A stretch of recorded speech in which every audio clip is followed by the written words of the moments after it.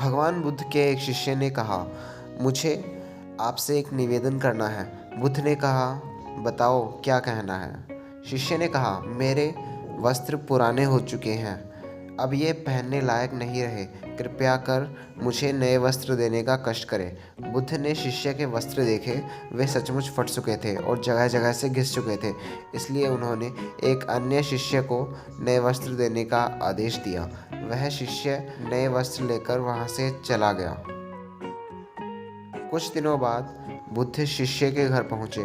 बुद्ध ने शिष्य से कहा, क्या तुम अपने नए वस्त्रों में आराम से हो? तुम्हें और कुछ तो नहीं चाहिए? शिष्य बोला, धन्यवाद प्रभु, मैं इन वस्त्रों में बिल्कुल आराम से हूँ, मुझे और कुछ नहीं चाहिए। अब जबकि तुम्हारे पास नए वस्त्र हैं तो तुम पुराने वस्त्रों का क्या कर रहे हो? मैं अब उन्हें ओढ़ने का प्रयोग कर रहा हूँ। बुद्ध ने कहा, तो तुमने अपनी पुरानी ओढ़नी का क्या किया है? जी, मैंने उसे खिड़की पर पर्दे की जगह लगा दिया है। तो तुमने पर्दे फेंक दिए?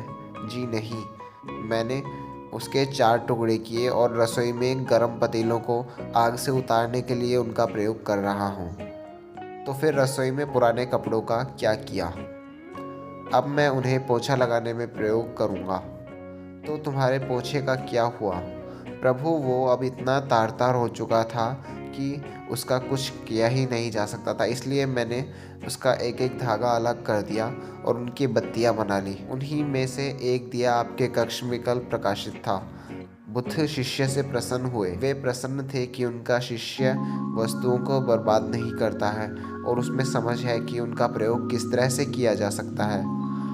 दोस्तों, इस कहानी से गौतम बुद्ध हमें यह बताना चाहते हैं कि हमें वस्तुओं का सही तरीके से इस्तेमाल करना चाहिए।